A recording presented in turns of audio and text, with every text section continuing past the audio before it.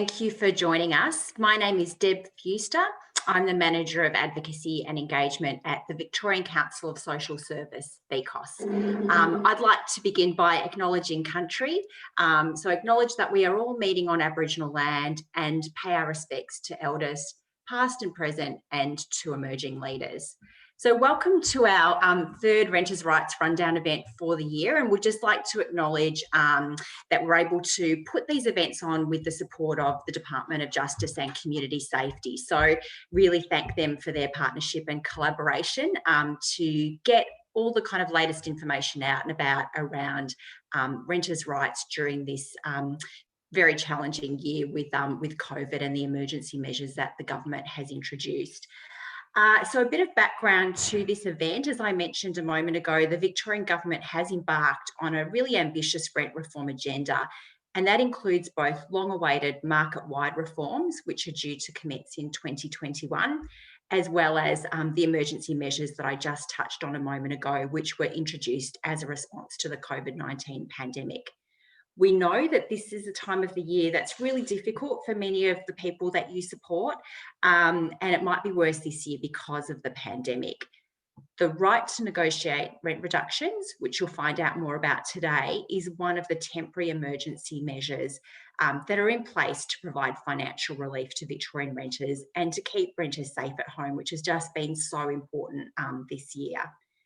Many of you on the webinar support clients with renting issues, and we're running this session and more like it in the future to give you the most up-to-date information about renting laws and supports for you to share with your clients. We are very mindful of the important role that you all play, the relationships, the trust that you have, and the ability to really get those messages heard by people who will benefit from these relief measures.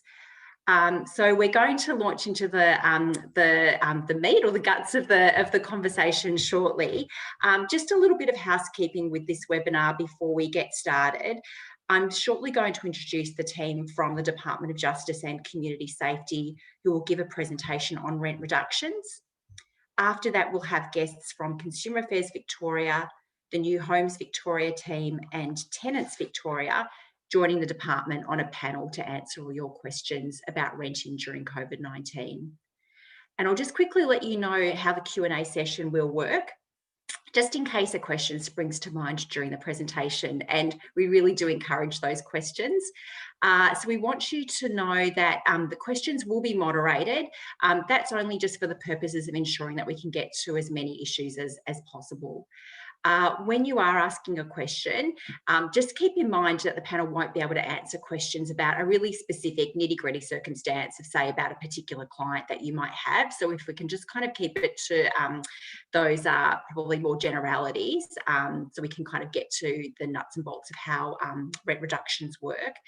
To ask a question or to make a comment, you'll see instructions to use Slido in the chat box.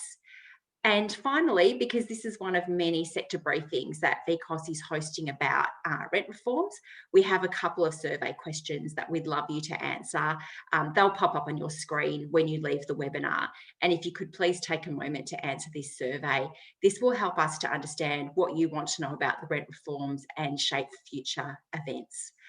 So thank you. We're now through that housekeeping, and it's my pleasure to introduce our colleagues from the state government. I'd like to introduce Reece Benny, who is the Director of Information and Corporate Services, and Gina Ralston, who is the Chief Dispute Resolution Officer at the Department of Justice and Community Safety.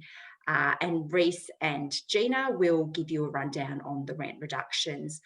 We're very grateful to have you join us, Reece and Gina, to be able to get this webinar happening just as we're approaching the holiday season. So thank you very much.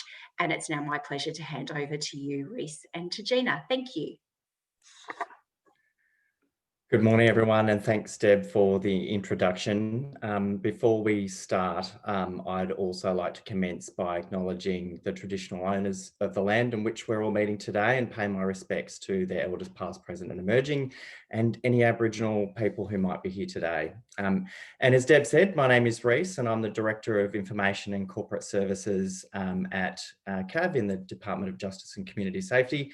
And I'm pretty excited to be here, not least because it's my 4th week in the role and at the department, but also because it is great to be a part of a fantastic series of events like this. I know that there have been other presentations at which we haven't been able to attend, so hopefully we'll be able to further support the information you may have already got about the scheme and our role, the process and how we're tracking with being able to support renters in the rental market who may have experienced financial hardship as a result of COVID-19, and also, as Deb said, particularly as we move into the holiday period. I will take you through a short presentation this morning, and then, as Deb said, we'll participate in a panel. And I'm pleased to say that I have my colleagues, who some of you may already know, Claire Anderson, who is the General Manager in my team, responsible for the CAV Information and Dispute Resolution Centre. Her team take all of the calls and respond to all of the emails to guide people through the RTDRS process at CAV, and also Gina Ralston, who is the Chief Dispute Resolution Officer and is responsible for the Dispute Settlement Centre in Victoria. And her team assist where an agreement may not be reached and alternative dispute resolution might be required.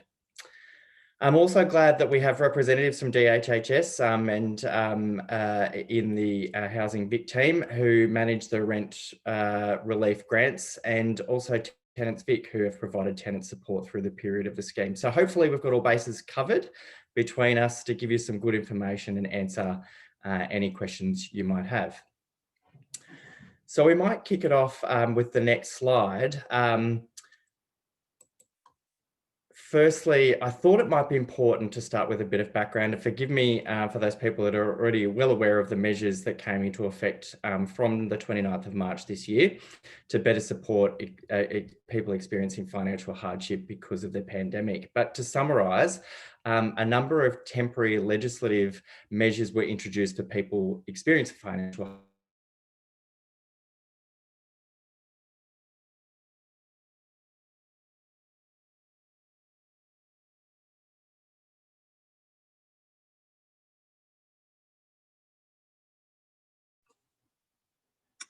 Hi everyone, sorry, it's Amy from VCOSS here. I think Reese might have frozen, so we'll just bear a wee second to see if we can come back. Reese, can you hear us? Oh, Claire, I can see that you've popped on it. Are you going to take over?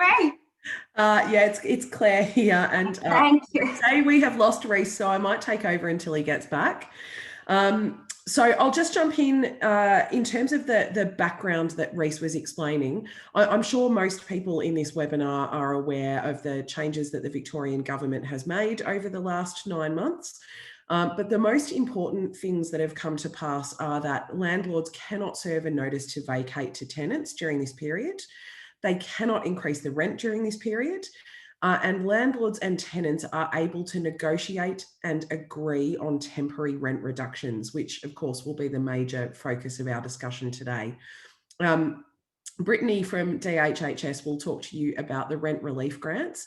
They are available for tenants who are suffering financial hardship as a result of the pandemic, up to the value of $3,000. The other important thing to notice, and it was a huge concern for a lot of tenants early on in the pandemic, was that if you are unable to pay your rent because of financial hardship induced by the pandemic, you cannot be put on a blacklist. So you can't be put on one of the residential tenancy databases. So they're the most important features of the changes that came through as part of that, the renting law changes in late March. Okie doke, so I won't read all of the information on this particular page, but essentially what it says is that you can't be evicted unless there are a set of very specific and very limited circumstances. And VCAT must make that decision. So if your landlord wants to apply for a possession of the property, so in other words, if they want to get an eviction notice, they actually still need to come to CAV, and CAV will need to make a referral to VCAT. VCAT must then determine that it's reasonable and proportionate in the circumstances that an eviction order be issued. You do have some options. So if VCAT makes a decision that it is reasonable and proportionate that an eviction order be issued, then you can give notice of intention to vacate with only 14 days notice, and you can't be charged any fees for ending a tenancy in that way. So the key thing to remember about evictions, though, is essentially they can't happen unless there are a set of very limited circumstances at play. So this is the important stuff. This is the work that my team has been doing in conjunction with Gina's team, a bit further on down in the process. So steps to reach a temporary rent reduction. First of all, if you have identified that your income has been impacted negatively by the pandemic, the first thing that you need to do is understand how much rent is actually affordable for you now. So as a general guide, and I want to be really clear that this is not specific advice that I'm offering to any individual. As a general guide, we would suggest that you shouldn't be paying more than between 25 and 30% of your income. So have a bit of a think about what your income looks like now and what 25 to 30% of that is. And that should give you a reasonable guide to what you think is affordable in terms of rent. What you need to do then is request a reduction from your landlord or your property manager, your agent, whoever it is that represents your landlord, in writing. It's really important that you do that in writing. For a lot of people, their communications with their agents have probably primarily been over the phone for a long time. It's important that you keep a record of that request, and it's important that you keep a record of any subsequent agreements. So what we hope, and what we have seen in many, many cases around the state, which is really good, is that people have been able to come to those agreements on their own. They've contacted their landlord or their agent. They've let them know that their circumstances have changed. They've let them know how much they can then pay, and the two parties have come to an agreement. If you do come to an agreement, you should do that in writing. I can't stress that enough. And the other thing that you should do is lodge your agreed rent reduction. So CAV has a really easy to use web form on our website where you can put all of the details in. And so literally that form is as simple as give us your details, give us the property details, give us your landlord's details, tell us what your rent was before, tell us what your rent is now, and tell us what the duration of your new agreement is. So your from date and your to date. And it really is that simple. It's a really, really easy to use process. If in the case that you've been to your agent or to your landlord and you haven't been able to come to an agreement, we can help you. So again, we have a different web form.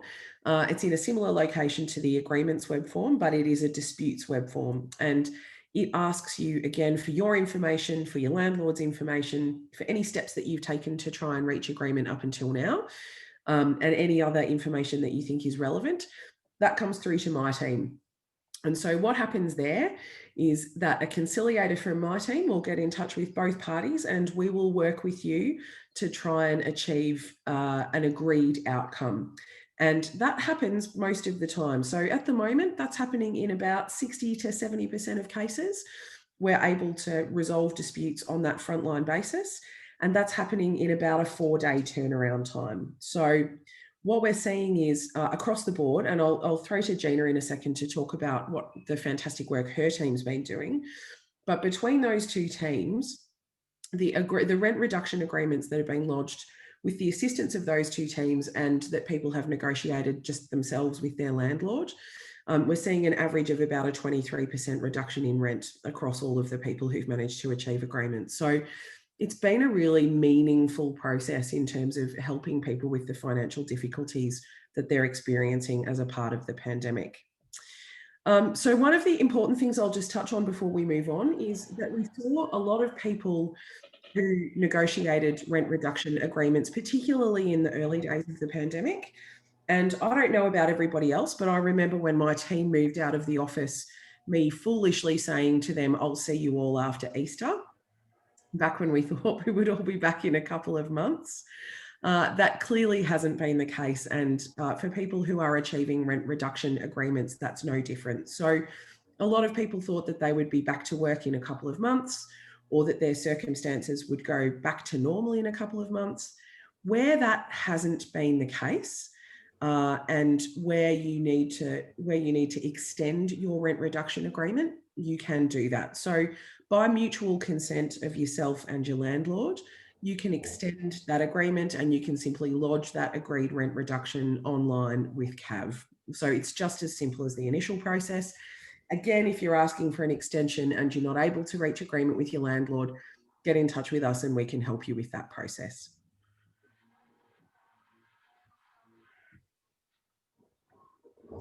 Right, I'm going to hand over now to Gina to talk about the fantastic work of the Dispute Settlement Centre. So where we're unable to resolve disputes through frontline conciliation, it is Gina's team of highly skilled mediators that we hand off to. So Gina, are you with us? I am. Thank you, Claire. Thank you for your kind words. Good morning, everyone. So I'm Gina Ralston. I'm the Chief Dispute Resolution Officer. I have an umbrella of dispute services, one of which includes the Dispute Settlement Centre of Victoria, as well as the Domestic Building Dispute Resolution Victoria and the new residential tenancies. So we set this up in a heartbeat. In May, this service borrowing staff from across dispute services and engaging some new staff as well. And I think we had our regulations the day before we opened. So Claire's team were a little ahead of us when we started. As Claire said, the DSCV is dealing with the disputes that I guess are a bit more entrenched and a bit more difficult, that, you know, the CAV staff have made a fantastic effort to resolve, but they just need a bit more of a service in that conciliation space. So we've had about 5,000 matters that have come across from Consumer Affairs. And the way that happens is the information that people provide to Consumer Affairs, we have a portal that it comes straight through to our case management system. So that's really good for our clients because they don't have to go through details again. We have a baseline understanding of the dispute. So it's a really seamless, warm referral between both agencies. Once a matter comes in, it's allocated to a dispute assessment officer or a conciliator.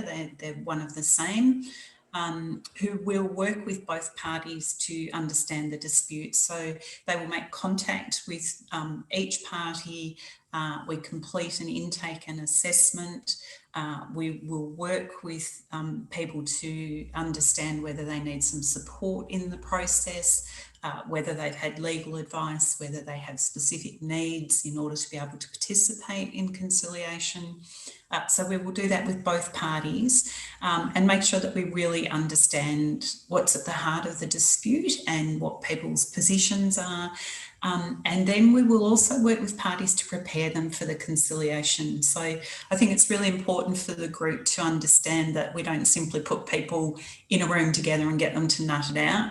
It's a very managed, tailored and quite bespoke approach to each dispute.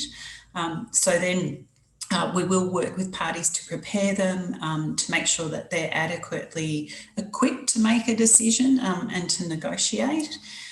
So then we're doing obviously all of our conciliations by telephone. We also have a panel of conciliators that have supplemented the staff so that we can get the conciliations, keep them flowing through. At the moment, it's taking about, from the start to the completion of a case, it's around 20 days. So earlier on, that ballooned out a bit, but we've managed to rein that right back in. So from the time you enter to the time you finish with your agreement, it's 20 days. The telephone conciliations, depending on the case, last about an hour and a half. Some are a little longer, some are shorter. And at the end of the conciliation, each of the parties have a written agreement, and that forms the basis of the rent reduction agreement. Once that process is finished, we also have our portal straight back to Consumer Affairs, so that document can be loaded up and the agreement can be registered with Consumer Affairs, who are the repository of those agreements. So again, that's a seamless service. Clients don't need to actually move that information across to Consumer Affairs. We have about an 80% settlement rate, which is pretty extraordinary given that people have, come through a number of service, opportunities to resolve their dispute. If a dispute's not resolved in conciliation, then there are two options. So one is that we issue a certificate saying that it's not resolved, and then that's the passport to VCAT to be able to proceed through the VCAT process. The other option is that as the Chief Dispute Resolution Officer, I'm able to issue binding orders, which have a range of conditions in them. Again, they're bespoke to people's circumstances. We base it on information that we collect from clients. We're not collecting any information that we don't need, but we do have some broad brush information about people's circumstances. It's certainly not we're not requiring absolute evidence. But, clearly I'm not going to make an order without having some understanding of people's circumstances. And typically those orders around rent reduction, very few of our cases at all have any rent deferral. There's the odd one for arrears that existed prior to the service that have a payment plan, but the vast majority of our agreements and orders are purely around rent reduction, and to date I've made 146 orders. As Claire said, we're starting to see some people coming back who want to extend their agreement or renegotiate their agreement, and those matters are resolving and resolving quickly. And I might leave it there. Thanks very much, Gina. It's Reece here. I'm back. Apologies for the tech issues, everyone. I guess it wouldn't be a live event or 2020 if something didn't go wrong. Thanks very much, Claire, for stepping in. So that's the process. I thought it might be worth us just highlighting a few of the statistics that we've, I guess, gathered over our time with the scheme so far. So since it started, CAV has finalised or fielded nearly 175,000 contacts about the scheme, and that includes an average of about 400 calls per day to our information centre. So it's keeping Claire's team very busy, along with the many other contacts we receive from consumers and other lines that we support. Of those contacts, nearly 17,000 have been closed. Disputes closed through our frontline team with an average of only 4 days to close them, which is a super effort by the team. I think around about 4,500 matters have gone to Gina's team at the Dispute Settlement Centre, with most of those being closed now. And as Gina said, with just about 146 binding orders being made. And I think with the nature of the complexity of those matters, the average time to settle them is around about 21 days, if I'm right, Gina, which I think in mediation terms is very good. Only about 10% of the cases so far have gone over to VCAT or been referred to VCAT, which I think that means the parties are able to generally find a mutual agreement via the process, and means that the tribunal is not being necessarily overwhelmed with large amounts of cases.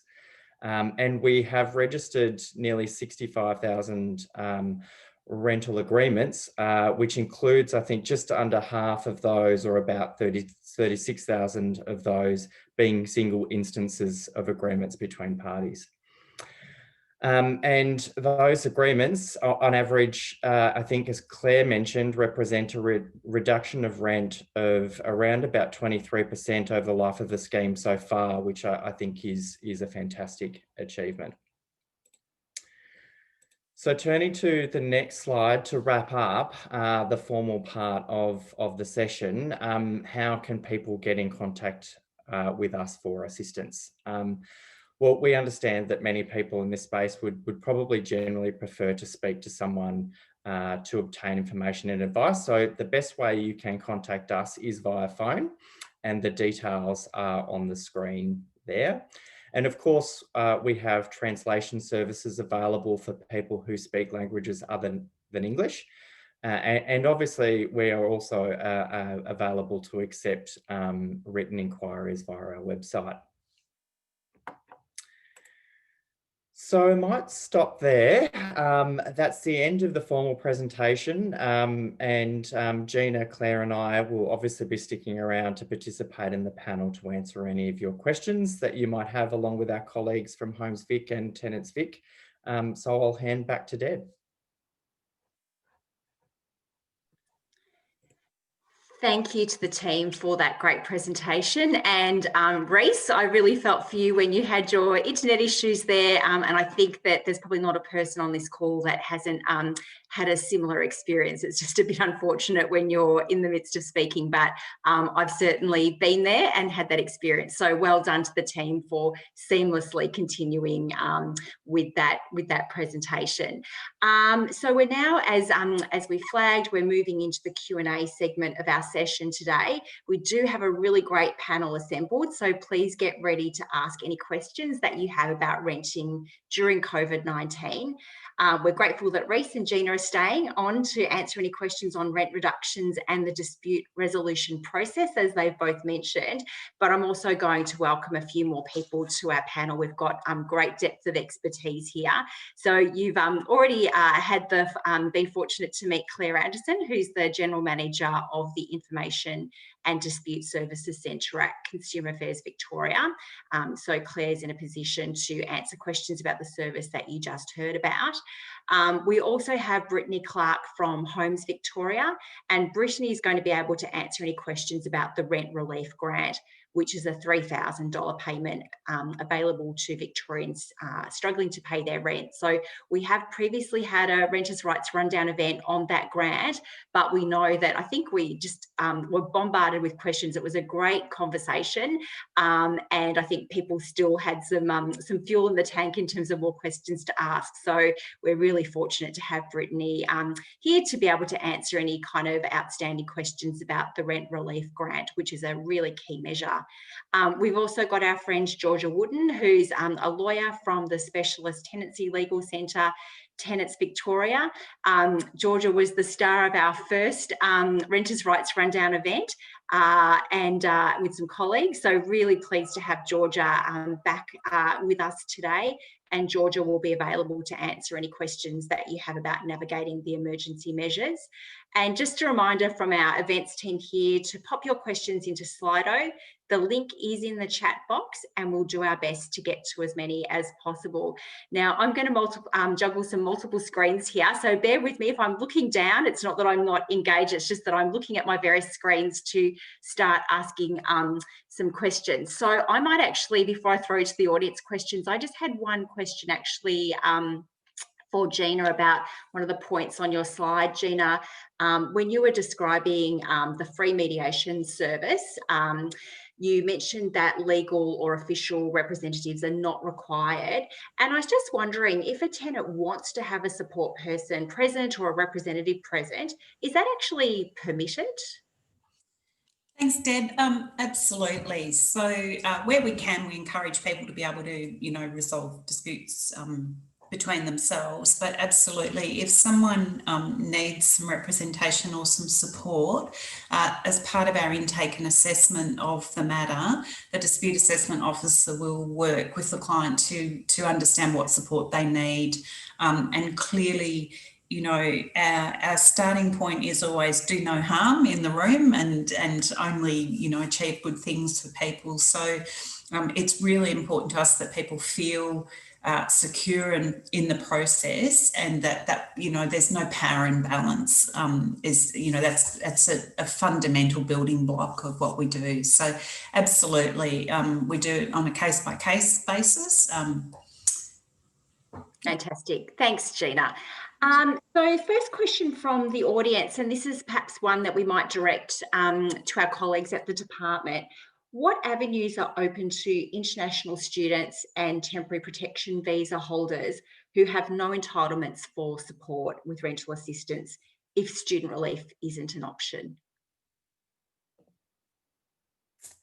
Hi, it's Claire. I might take this one because I have in the last couple of weeks been giving a number of presentations to international students on precisely these options. So not a lot in terms of other funding options, but certainly international students are able to contact us to engage in the dispute resolution process if they are unable to achieve a rent reduction with their landlord. So there is nothing that precludes them from contacting CAV for assistance. Thank you, Claire. Another one for the department. In regards to the renting laws that commenced on the 29th of March 2020, can you tell us when this period finishes, please? I'll take this one as well, seeing as my video's on, shall I? That finishes on the 29th of March in 2021. So it'll run for precisely a year. Fantastic. And I guess this, that period was extended. So we do have until the end of March. And just thinking about, the picture keeps changing in terms of emerging hardship. And so even though these measures have been in place for some time throughout this year, that extension that was secured was really important. And it's not too late to engage in this process and access the supports available. So thank you, Claire, for clarifying that date. A question for Homes Victoria, for the DHHS crew. What happens if a tenancy ends while there is rent relief credit and the landlord refuses to return the credit to DHHS? Referring to Consumer Affairs Victoria seems undue pressure on the tenant.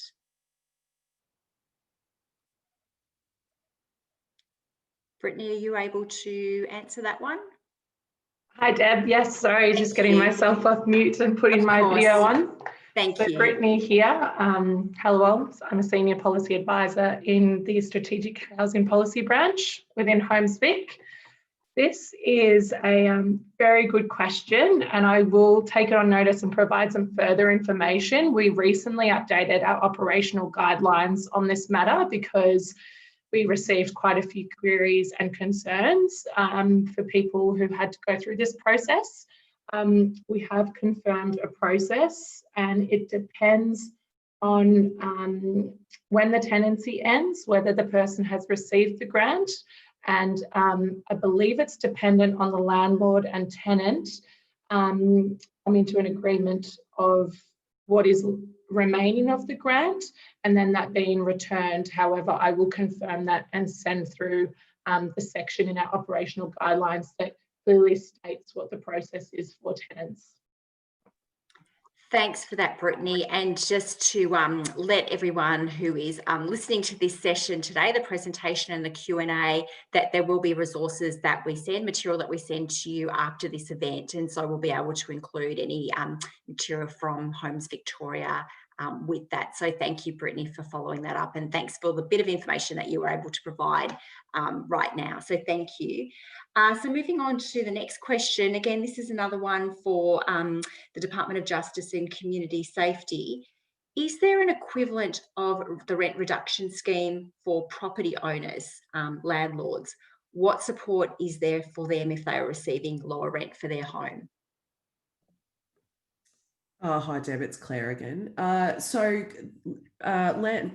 Property owners can get in touch with the State Revenue Office. There is a scheme of land tax credit reduction that is available for them to access. I don't have a lot of information about exactly how those applications are processed, but I do know that it has been designed to be a very simple and straightforward process for landlords to become involved in. Thanks for that, Claire. Another question, Claire, I'm not sure whether you want to take this one or Reese. Do temporary measures apply to those who were previously unemployed prior to COVID, but unable to find employment due to the COVID period? So people experiencing financial hardship.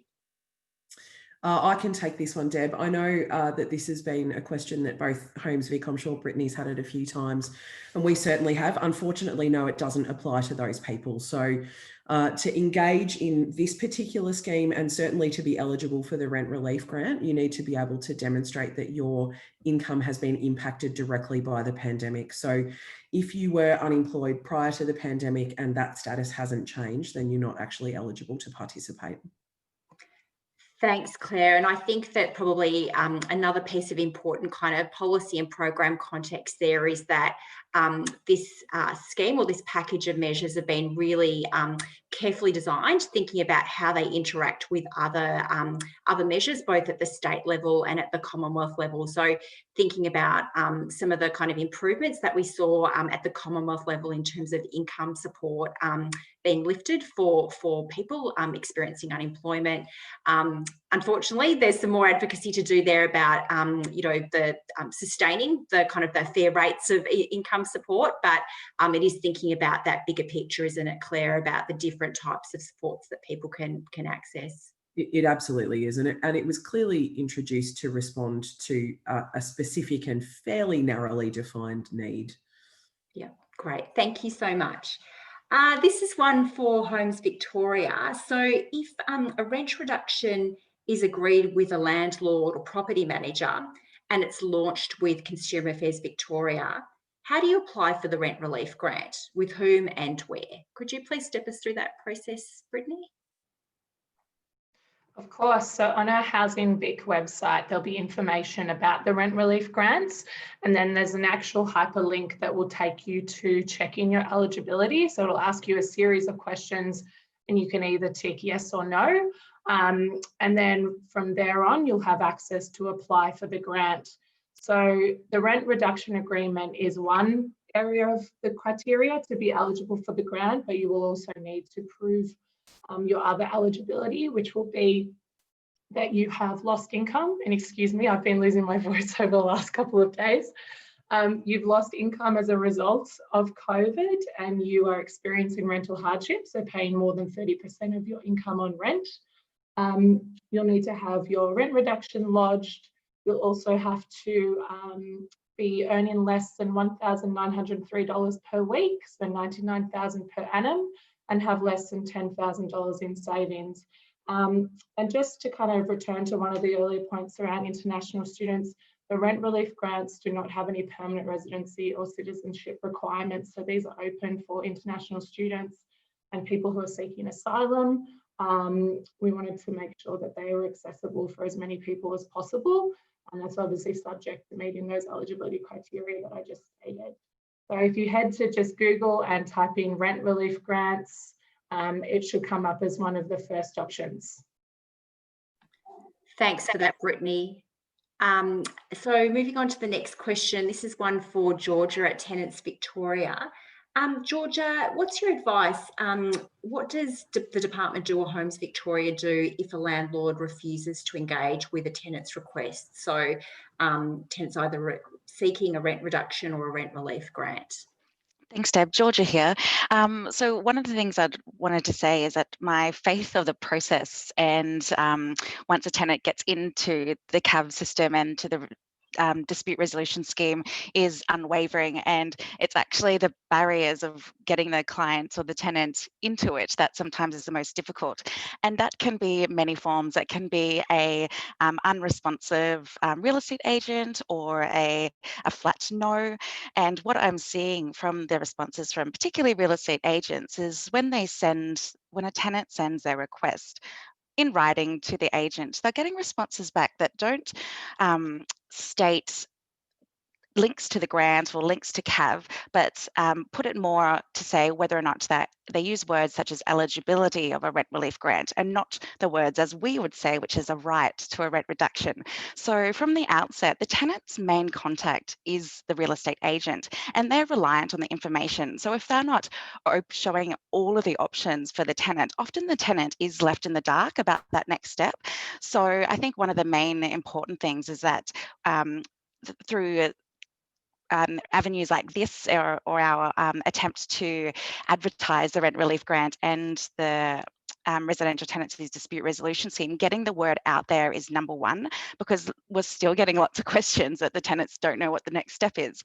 And also, which is the first step, the rent reduction or the rent relief grant? Because if it's from a real estate agent or the landlord, they care about the rent relief grant first. But as we know, providing this seminar, it's actually the rent reduction that comes first. And so there is still a little bit of misconception and misunderstanding about what the government has provided for tenants for this relief. So certainly if a landlord says no, and if a landlord delays, our advice is to enter the Consumer Affairs Victoria scheme. It is that online form that was discussed earlier, and start that system. Don't wait any longer. Don't take no for an answer. And that's a really hard step for a tenant to do, is saying, I've got the landlord and the agent saying no. And sometimes they stall and they don't make that next step. So we must, as advocates and lawyers and helpers of the renters, push to say, make this next step. This is the right process, despite what you're being told. Thanks for that, Georgia. And just thinking, Georgia, the advice from Claire and Reese earlier was just about making sure that you're putting your request for a rent reduction in writing. But just reflecting on the points that you've just made now, I'm imagining that you're seeing instances where landlords are kind of coming back and conveying that flat out rejection or the no, or discouraging tenants. And that's verbally, that's not necessarily done in writing. And so just thinking about, is there any kind of advice that you would give or insights in terms of not only having that rent request for a rent reduction put in writing, but keeping a record of any of those phone calls? What's the tips or advice that you might give? Georgia and Claire, you might want to jump in as well with that. Certainly, and we have been asking our clients to make notes of conversations, save all your texts if it's by text. Certainly keep all your emails, don't delete any of the emails that have been sent. And that will be helpful to show that the request was there, to see whether people are negotiating in good faith, and what if that does go through Consumer Affairs because they can't reach agreements amicably, then that will all go to evidence for the Consumer Affairs team or the dispute resolution team to help untie some of maybe the mess that's created and get an agreement put in place that's reasonable and fair for both parties. Yeah, can I add, Georgia, that is absolutely our experience, that we are seeing a really significant proportion of people who've attempted to engage in the process and are either getting fobbed off or are just getting no response at all. So if you are somebody who's trying to engage in the process and you're just not getting any response by phone or by email, then absolutely you should engage in the dispute resolution process without delay. We would absolutely support that 100%. And sometimes all it takes is a representative from Consumer Affairs ringing an agent for them to get their skates on again. So yeah, I couldn't echo that more strongly. Don't delay in getting in touch with us. Thanks. It's Deb speaking. Thanks for that great advice, Georgia and Claire. So moving on to the next question, and this is one again for the department. Could you please tell us what is the new process on seeking possession of a property if it is to be sold or renovated? Are the usual notice timeframes of 60 days still enforced? Yes, they are at the moment. But at the moment, if your landlord is seeking a possession order, they will need to come to CAV first, and CAV will need to provide them with a referral to VCAT. I don't have offhand the turnaround times at VCAT at the moment, but they are reasonably lengthy. So you can expect a pretty lengthy wait time before you get any kind of outcome. Can I add to that, Claire? Georgia here. I just wanted to speak from experience. Some of the recent applications for landlords that have been going through the VCAT termination and possession scenario, it really does depend on each situation, and it's not a tick box yes or no, the tenant's being kicked out. VCAT are looking at a very important reasonable and proportionate test, particularly where there are homes that have been rented out for the year and are just wanting to be exited the tenant for, the holiday period. VCAT are finding that in these serious circumstances of COVID, that isn't reasonable and proportionate in some particular circumstances. So it's really important, if that is a tenant in that situation and they are at risk of homelessness, or because they've been impacted by COVID, it's not easy for them to find another house, certainly do seek legal advice and advocacy for that tenant, because there are ways to elongate their stay and to make sure that they aren't put in a precarious situation. Thank you, Georgia. Thank you, Claire. The next question is one for Brittany again at Homes Victoria. Brittany, does the grant cover rent arrears or the reduced rent? Did you want me to repeat that one, Brittany? I was just thinking in my head, rent arrears or the reduced rent. Yep. Well, it shouldn't, because if the rent reduction is lodged, then it will cover whatever the individual is paying over 30% of their income, of a value up to 3,000. So it can be negotiated between the landlord and tenant to be either put as a credit towards future rent, or it could also pay off any debt that's sitting there. So I understand, yes, rental arrears, but in terms of covering the rent, that should be negotiated between the tenant and the landlord, and that should just be an agreement in general, and then whatever they're paying on top of that is calculated up to a maximum of $3,000 for the grant. Thanks, Brittany, and really appreciate it. I'm glad that you're answering these questions and not me. It's far easier to be in my chair going through the Slido questions, that's for sure. So I think the audience will all be in agreement. I know this is your day job, you're all experts in this stuff, but everyone is thinking on their feet really quickly. So it really speaks to the depth of expertise in each of these organisations. So thank you so much. Moving on to the next question, another one for the department again. Department of Justice and Community Safety. What avenue is available to tenants who do not have a lease agreement? They have a verbal agreement only, they might be house sharing. They are absolutely able to access this process. So in many cases, they will have some kind of evidence of some sort of agreement, whether those are things like text messages, emails between people that acknowledge those agreements. If they can provide them to us, we will work with them. Thank you. Now, a lot of these questions have been anonymous, but we've actually got a name for this one. So thank you to Dorian at Salvation Army. So we've finally got to your question, Dorian. So listen in. What we've got, the question is if clients have an order to pay rent arrears by May 21, can the landlord still take the tenant to VCAT to terminate the lease? So Claire, is that one you're able to take? Did you want me to repeat that one?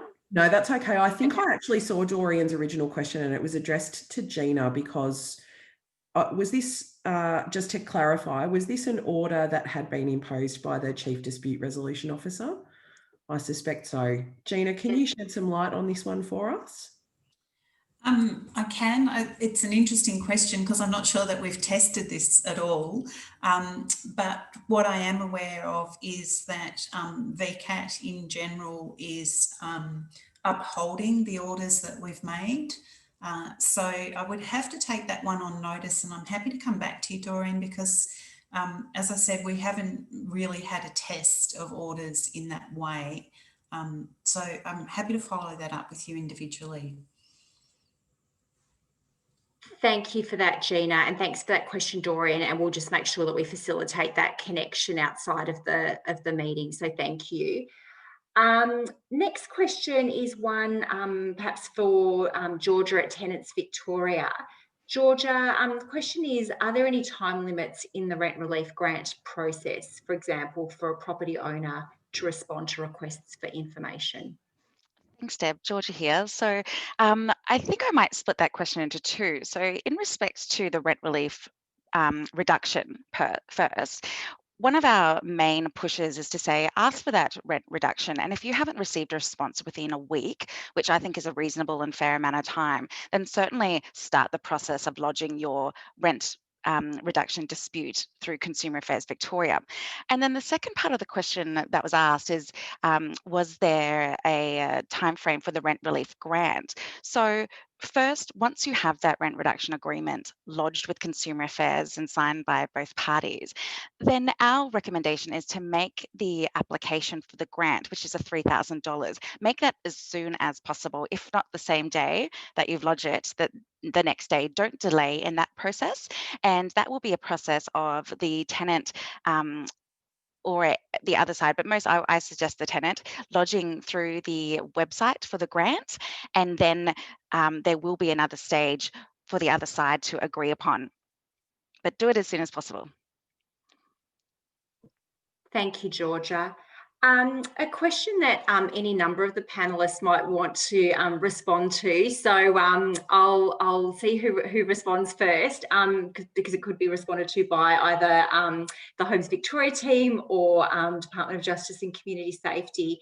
And the question is, do COVID eviction relief measures apply to all renters or only renters with measurable income loss? Does that question make sense? I'm just reading that. Yeah, who would like to have a go at that one? Or I will probably take that one on notice if I can. Certainly our part of the process, people are only able to engage in that part of the process when they have measurable pandemic-related income loss. But my understanding is that the eviction prohibition applies as a blanket measure. Thank you. Georgia, have you got any light you can shed on that? I do. From our experience, particularly when we have real estate agents and landlords that are really acting in good faith and want to keep their tenants, we are finding that such things such as particularly single parents and women who were working part-time prior to the pandemic, but then had to cease work because their children are staying home. Now, a lot of people might say that their income didn't reduce because their supplement went up with Centrelink. However, the increase in costs for homeschooling their 2 kids, the cost of computers that they never had before, and just the cost of having 2 children at home is skyrocketed. And so they've been falling into rent arrears as well because of those difficulties. So there is a grey area where are they fully impacted by job loss, or is it a choice that they've had to make to respond to the coronavirus emergency, which is homeschooling the kids? And so I think that depending on what the situation is, putting out a tenant's circumstances is in the best good faith, and asking for good faith negotiations is certainly the way to go. Whether or not it's what the rent relief grant was there for, they might not be eligible for the grant, but they may still be able to apply for and get a rent reduction with their landlord. Thank you so much. Next question is, if a community worker hasn't got the capacity or the ability to take the client through the rental dispute journey, which organisation can they refer the client to? So what's the best kind of pathway there?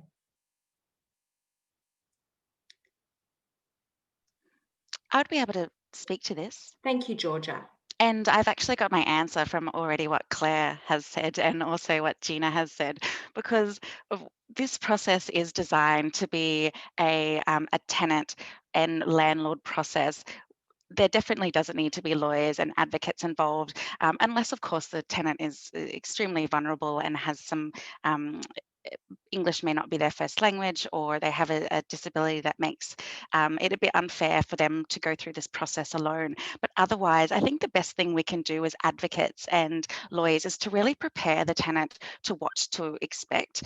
And one of the beautiful parts of the residential tenancies dispute resolution scheme is that an officer will be in touch with the tenant and they will prepare the tenant for the conciliation. So as long as we can get the tenant there to apply, in my view, they are really looked after, and only limited only limited assistance and advocacy outside that is really necessary.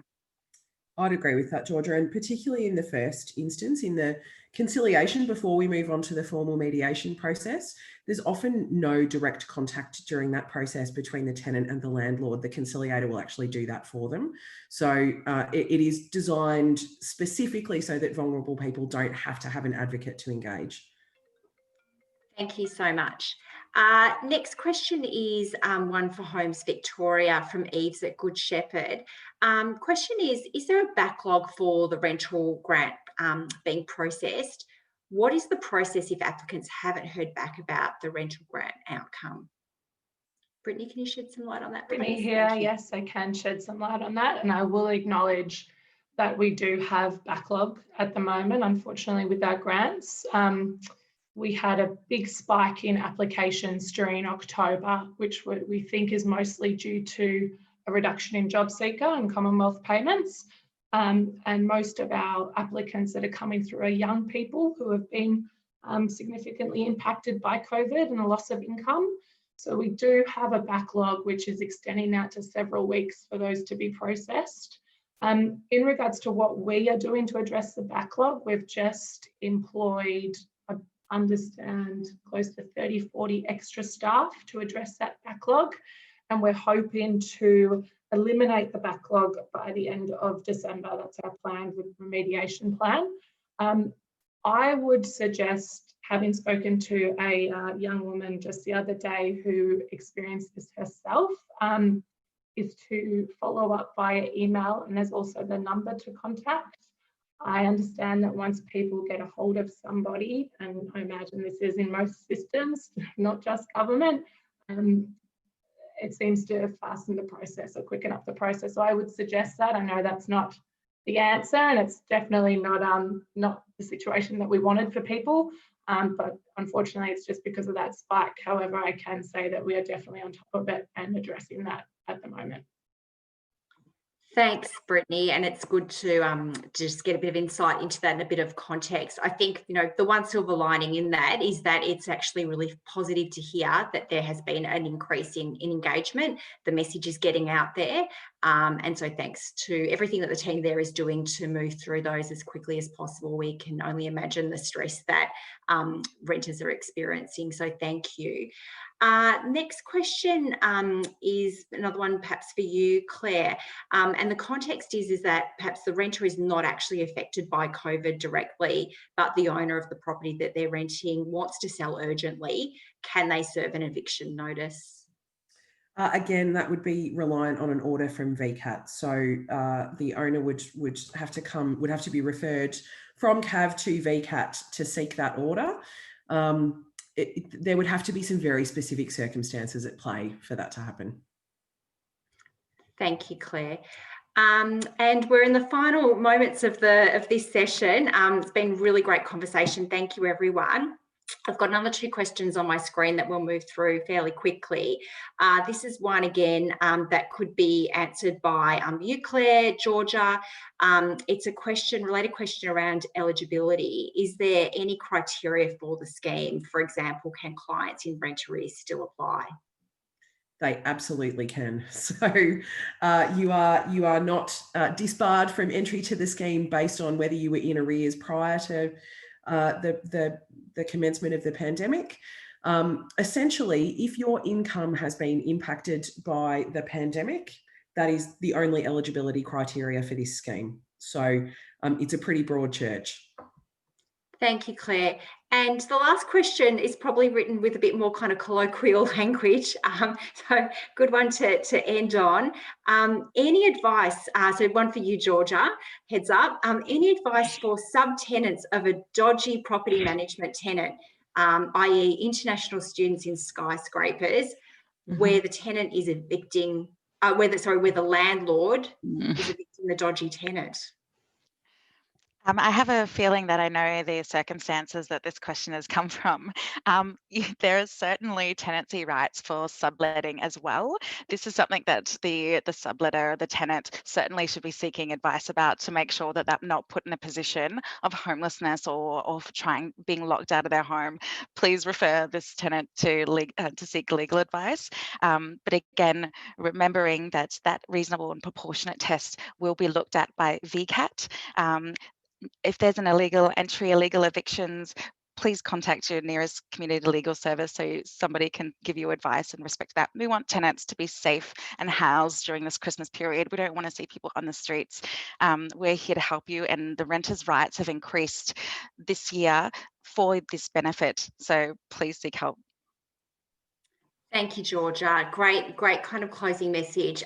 So we're just almost at 11 o'clock. It's been fantastic. I hope everyone has really enjoyed it. I know as the host, I've really enjoyed this conversation. I think we've gotten a lot of really great information out to community sector workers who, just as I said at the opening, play such a vital role in connecting people to their rights and providing fantastic support. So can I thank you, all our panelists today. So I'm just looking across my screen. Georgia from Tenants Victoria, Claire from Department of Justice and Community Safety, Brittany from Homes Victoria, Gina, who just does an amazing job at the Dispute Resolution Centre of Victoria. Reese, thank you. It's been great to have you involved today as well from the department.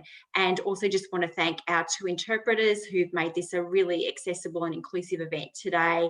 Thank you to all the people behind the scenes in pulling this event together. In particular, I'd like to give the VCOSS team a shout out, so Karen Taranto and Amy Houston, but I know that each of the people, panellists who've been involved in this call have had their colleagues supporting their participation today as well. So thank you to everyone for bringing this together. And again, just really want to acknowledge and thank the Department of Justice and Community Safety for providing some support for us to run this event today as well. It's really valuable. I think it has been a really challenging year. Well, I know it's been a really challenging year, but I believe that the silver lining has been that we've really had this kind of unified purpose around a lot of different things during COVID, and rental fairness is one of those things that we've really worked strongly together around, and we will continue to do that into the new year. So thank you. We'll send some resources post this event. Just a reminder from my team, there'll be a survey that pops up shortly as you leave this webinar. Please complete it so that we can keep bringing you really great events that are responsive to your needs. Thank you again, and have a great day, and all the best for the holiday season if I don't speak with you before then. Thank you, everyone. Bye.